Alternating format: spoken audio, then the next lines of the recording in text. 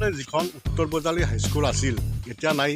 ইয়াৰ ওচৰত এখন কাঠবোৰাৰ সভা ইয়াত অৱস্থিত। কাঠবোৰাৰ সভাৰ গ্ৰাউণ্ডত ইয়াত ভলীবল প্ৰশিক্ষণ দিয়া যায়। গ্ৰাউণ্ডখন বহুত ডাঙৰ। ইয়াত প্ৰত্যেক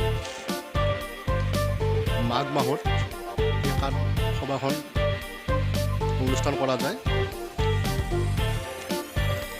প্ৰশিক্ষণ দি আছে শিক্ষকে।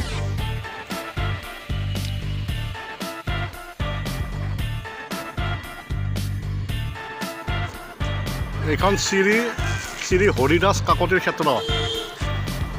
কাঠবোৰাৰ সভা মুগুৰীয়া বজালী, স্থাপিত 1888 খ্ৰীষ্টাব্দ। এই গ্ৰাউণ্ডৰ ভিতৰত এই ভলীবল প্ৰশিক্ষণখন ইয়াত আৰম্ভ হৈছিল। ইয়াত বহুত ল'ৰা ছোৱালীয়ে প্ৰশিক্ষণ কৰে। ভাইটি, তোমাক যে প্ৰশিক্ষণ যি দি আছে এই তোমাৰ ভলীবল, তোমালোকৰ ছাৰজনৰ নাম কি? ৰূপেশ কলিতা নহয়? তেখেত বহুত ভাল মানুহ। তেখেতে বহুত মানুহ ল'ৰা ছোৱালীবিলাক আনি পেলাই তেওঁলোকে প্ৰশিক্ষণ দিছে। তেখেতে বহুত আজিকালি চব মানুহতো সময় নাই, তথাপিতো সময়ৰ মাজত তেখেতে আজিকালি চব মানুহবিলাকে বিজি, তথাপিতো তেখেতে যে অলপ সময় উলিয়াই যে তেখেতে এইখিনি কাম যে কৰিছে, দেশত বহুত ভাল কাম কৰিছে তেখেতে।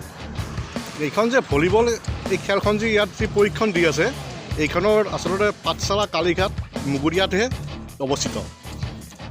ইয়াত বহুত ল'ৰা ছোৱালী আহি পেলাই তেখেতে প্ৰশিক্ষণ দিয়ে। আৰু অলপতে আজি 3 দিনমান আগতে ইয়াত ডিষ্ট্ৰিক্ট প্লেয়াৰ হিচাপত এই গাঁওখনত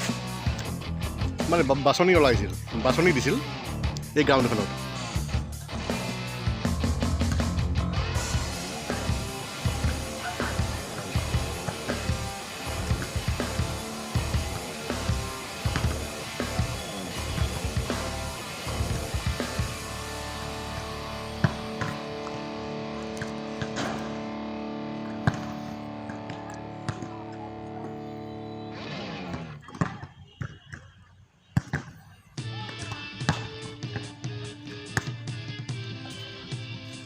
ৰূপেশ কলিতাই এজন ব্যৱসায় কৰা মানুহ।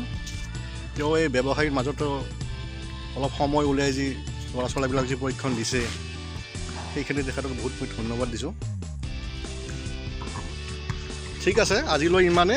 আৰু পিছত পুনৰ আৰু আহিম ইয়ালৈ।